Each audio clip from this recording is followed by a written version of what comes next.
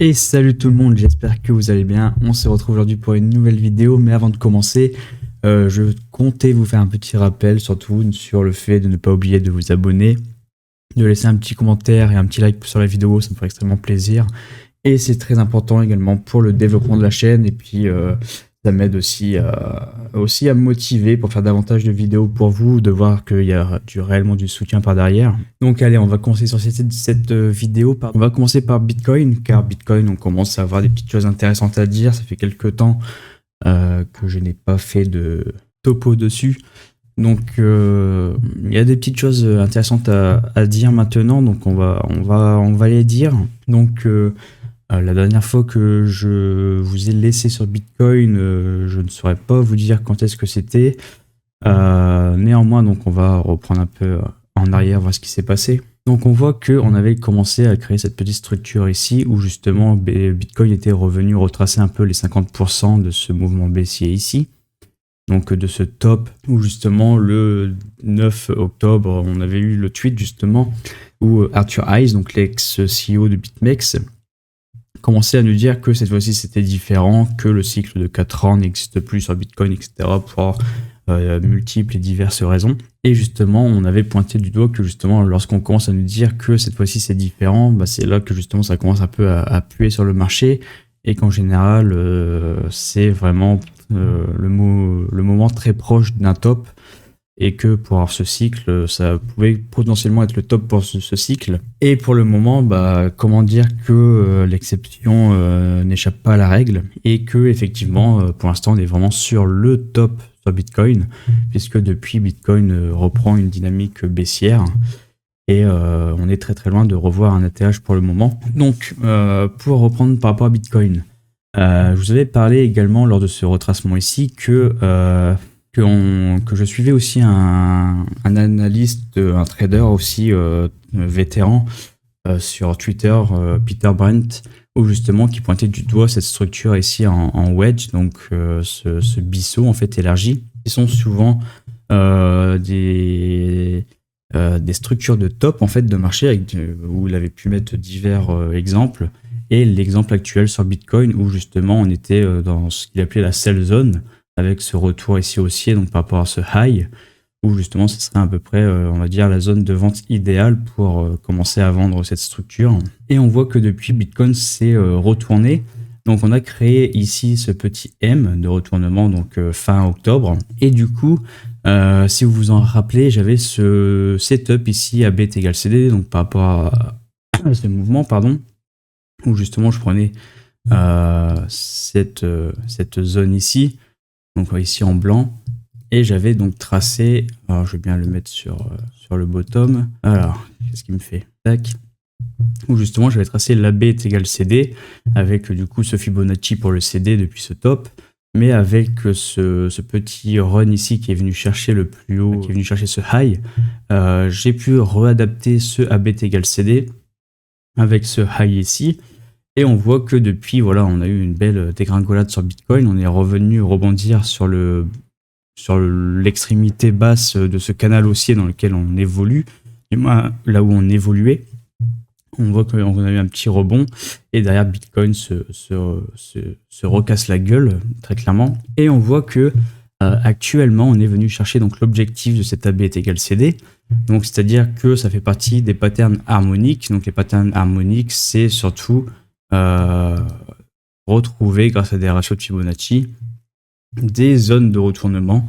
Donc ici, ça signifie que sur le point D de cette pattern harmonique, cet objectif ici, ça s'appelle le PRZ, donc le Potential Reversal Zone, donc la potentielle zone de retournement. Et on voit que, en effet, là sur du court terme, si on se met sur du 1 heure par exemple, on voit qu'on est venu chercher donc cette PRZ, et que effectivement Bitcoin commence à se stabiliser dessus, voire commence à montrer des petits signes de retournement. Donc on voit qu'on a eu des signes de divergence ici sur MACD, donc on a quand même une divergence confirmée, donc on voit bien ici qu'on n'a pas fait de nouveau plus bas sur le deuxième lot, qu'on a bien ici une structure un peu en W justement qui est venue être confirmée, et donc on confirme la divergence. On voit également qu'on a de la divergence haussière également sur l'OBV, avec des volumes acheteurs qui commencent à se remontrer. Donc plutôt bon signe, on va dire, pour Bitcoin sur du court terme. Plutôt bon signe, puisque on a potentiellement ici trouvé voilà, potentiellement une zone de retournement, une zone ici où justement les acheteurs se remontent, une zone de support, on va dire. Donc c'est plutôt bon signe actuellement, donc on peut envisager des retracements. Donc on peut par exemple repartir depuis notre ultime top sur Bitcoin et par exemple tracer notre Fibonacci, où justement sur ce mouvement en entier, le premier objectif le plus important, ça va être vraiment de retester ce first stop, parce que très clairement le first stop c'est le niveau à surveiller, le niveau à tester pour visualiser si la tendance est toujours présente ou non. Et ça on le sait seulement lorsqu'on aura un test de ce first stop et comment sera considérer ce niveau. Si on le rejette, ça veut dire que la tendance est toujours active, est toujours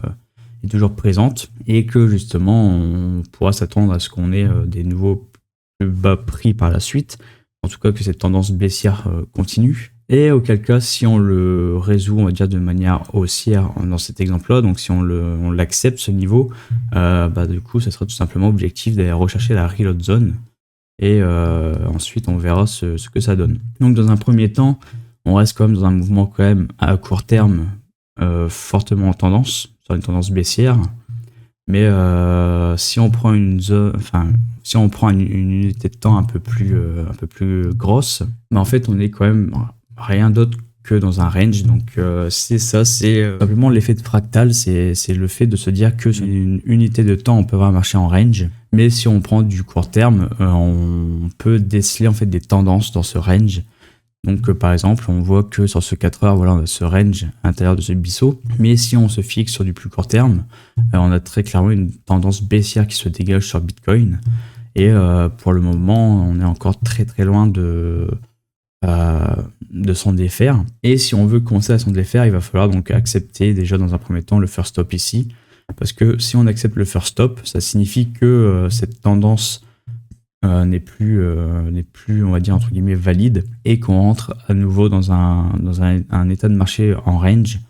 Donc c'est-à-dire en range parmi ces deux niveaux extrêmes de ce Fibo, donc entre le 0 et le 1, ça sera tout simplement notre zone de range. Donc pour le moment, rien d'autre de plus à dire sur Bitcoin, hormis que du coup voilà, on reste quand même dans ce biseau, que au plus on va évoluer dans ce biseau, au plus on aura en fait un écartement important entre les deux bornes.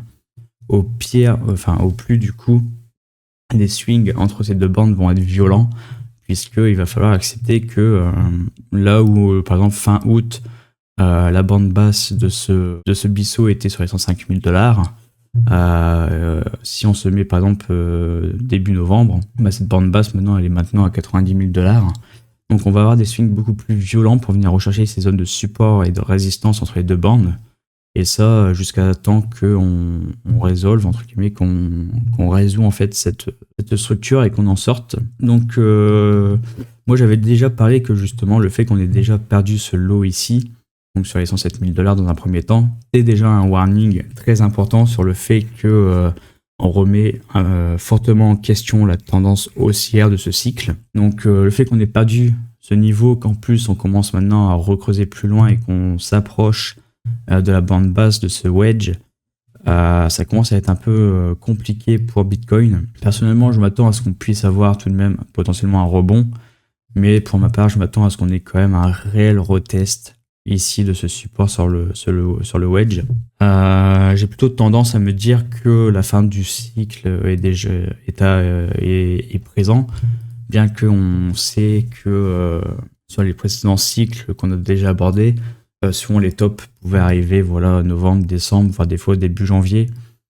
Mais au vu de la dynamique actuelle du prix, j'ai du mal à me dire qu'on puisse avoir un nouvel ATH et qu'on ait potentiellement un top en janvier par exemple. Il faudrait que le marché bottom ici puisse se retourner. Maintenant, ça reste tout simplement quand même probable, c'est possible. On va pas dire que c'est impossible. Rien n'est impossible pour le marché, puisque c'est lui de toute manière qui décide à la fin ce qu'il veut faire. Mais au vu de l'avancée des choses actuellement sur Bitcoin, j'ai quand même plus tendance à me dire que le top est présent et que maintenant c'est un marché à délaisser entre guillemets le temps que ça corrige et qu'on ait des zones des niveaux plus intéressants pour commencer à réinvestir notre argent ici.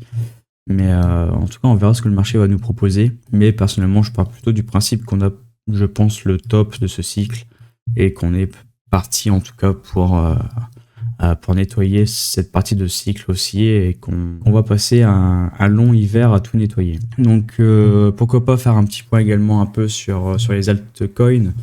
En particulier, pourquoi pas Ethereum, il y a quand même des petites choses intéressantes à dire également puisque ça suit quand même le schéma que j'avais proposé, donc déjà il y a déjà pas mal de temps, où justement on avait fait une fausse sortie, on a fait, on va dire, un nouvel ATH histoire de faire FOMO un maximum de gens, et derrière on est en train de les lessiver, et justement on a quand même une structure ici en M qui vient réintégrer ce triangle, et le fait qu'on ait déjà cette structure ici en triangle de consolidation sur Ethereum, sur du long terme, et qu'on ait cette sortie précoce pendant cette phase de cycle haussière sur la crypto, je sentais quand même un peu venir le pétard mouillé, le gros piège.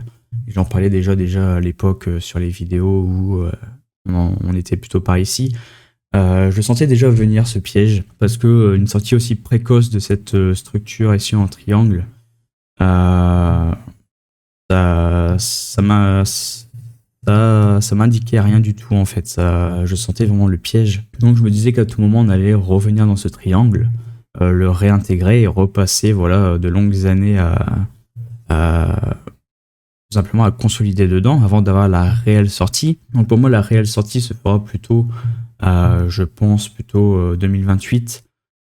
Puisque en général, lorsqu'on a un triangle, la sortie de ce triangle se fait à peu près aux 2/3 de cette consolidation. Donc on avait calculé que les 2/3 c'était plutôt, on va dire 2028, mi-2028. Donc je m'attends plutôt à ce qu'on ait cette vraie sortie ici. Et d'ailleurs, ça serait plutôt pas trop mal puisqu'on aurait quand même un price action quand même très intéressant sur Ethereum. Dans le sens où, voilà, du coup, on a ce big range ici entre Ethereum, voilà, où on peut tracer ce bas ici, et entre ces deux bornes jaunes, c'est entre guillemets notre trading range, donc avec ce triangle ici, et justement là où on va pouvoir évoluer pendant de longues années dans ce range ici. Tac. Et pour moi, c'est plutôt pas trop mal parce que justement, ça me conforte à l'idée que Ethereum va pouvoir connaître une énorme hausse, en tout cas sur le marché, mais pas tout de suite. C'est-à-dire que on va avoir vraiment une longue période d'accumulation de range ici. Et justement, plus ce range est long et au plus, lorsque la sortie se fait, au plus ça va être violent et ça va être phénoménal. Donc pour moi, Ethereum, vraiment, je pense que à l'avenir, allez, 2028, après on a notre cycle haussier 2030. Franchement, en 2030, je vois facilement un Ethereum déjà minimum $10 000, je pense déjà venir chercher les 10.16 ici. Donc voilà, va falloir de la patience parce qu'on est après tout qu'en fin 2025, limite début 2026. Mais je pense qu'on va avoir devant nous une très belle fenêtre d'achat sur Ethereum dans le futur, dans les prochaines années à venir, 2027, 2028. Pour moi, ça va être vraiment là où tout va se jouer pour accumuler au maximum Ethereum. C'est-à-dire que pour moi, là, vraiment, allez, début 2027, si on suit bien, on va dire, cet exemple, on a notre bottom dans notre reload zone, dans ce triangle. On accumule à mort de l'Ethereum aux alentours de 1500, $2000 Ethereum. Et vas-y, en 2030, on profite de sa hausse et puis d'un beau jackpot dessus. Donc vraiment, c'est vraiment ce dont je m'attends pour Ethereum. C'est aller accumuler pour 2027, fin 2026, voire presque 2028. Et ensuite, on a ce prochain rush haussier qui se fait sur Ethereum. Et d'ailleurs, je pense que ça coïnciderait quand même avec le prochain cycle de 4 ans sur Bitcoin, puisque si on a cette sortie ici pour 2028 sur Ethereum, au niveau des prochains cycles sur Bitcoin, on a donc 2025 l'euphorie, donc ça veut dire que 2026, on a tout simplement le nettoyage, le bottom en 2027, et consolidation 2028, euphorie 2029. Donc si on se suit à ces dates et à ce qu'on voit chaque fois sur ce cycle de 4 ans, qu'on le veuille ou non, ce cycle de 4 ans continue de fonctionner sur Bitcoin. Donc pour moi, ce cycle de 4 ans qui continue de fonctionner sur Bitcoin nous indique qu'on est quand même vachement proche du top sur cet actif et qu'on va rentrer pour 2026 dans une période vraiment de nettoyage où vraiment pendant tout 2026 on risque de reconnaître des prix où on risque déjà dans un premier temps, je pense, revoir notre first stop, le retester donc à 84 000 $, puis revoir des zones de prix comme par exemple 76 000 $, ou peut-être même cette reload zone entre les 35 000 et 60 000 $ environ. Donc c'est vraiment la zone que je regarde pour réinvestir massivement du cash dans Bitcoin si jamais je veux investir à long terme. Et ça coïnciderait quand même avec ETH où justement en 2027 bottom. Donc bottom on serait plutôt par ici, donc 2027. 2028 consolidation, donc on aurait une sortie de ce triangle avec une consolidation comme je l'ai tracé à peu près sans le faire exprès. Je l'avais tracé comme ça justement, juste on va dire à l'aveugle, mais ça colle plutôt bien avec l'exemple que j'ai pu donner en reprenant l'exemple du cycle de 4 ans. Donc ici 2028 consolidation et ensuite on part en 2029 et de 2029 c'est vraiment l'explosion et le rush haussier sur la crypto, donc Bitcoin, Ethereum qui suivrait, etc. Donc pour moi le plan à long terme c'est ça pour l'instant, c'est on va laisser le marché se nettoyer, donc on va continuer de laisser le marché saigner à mon avis, de revoir des zones de prix fort intéressants. Et justement, ce qui va être intéressant, ça va être du coup de tracer sur les actifs qui nous intéressent, ces reload zones justement à long terme. Et on va patiemment attendre ces niveaux pour pouvoir acheter là où les autres vont se mettre à avoir peur justement. Donc voilà pour mon plan, en tout cas c'est ma vision des choses. Si je veux réinvestir massivement du cash, ça sera dans cette zone. Sinon je ne réinvestirai pas de cash justement en crypto et ça restera uniquement dans le marché des actions, etc. Donc j'ai aucun souci avec ça, je m'en fiche complètement. Mais voilà, si je veux réinvestir en crypto, ça sera seulement dans ces zones et uniquement dans ces zones. Donc voilà pour cette vidéo, donc j'espère que ça vous a plu. Si c'est le cas, n'hésitez pas à vous abonner, à laisser un petit like, un commentaire, très important pour le développement de la chaîne. Et moi je vous dis à la prochaine, allez ciao!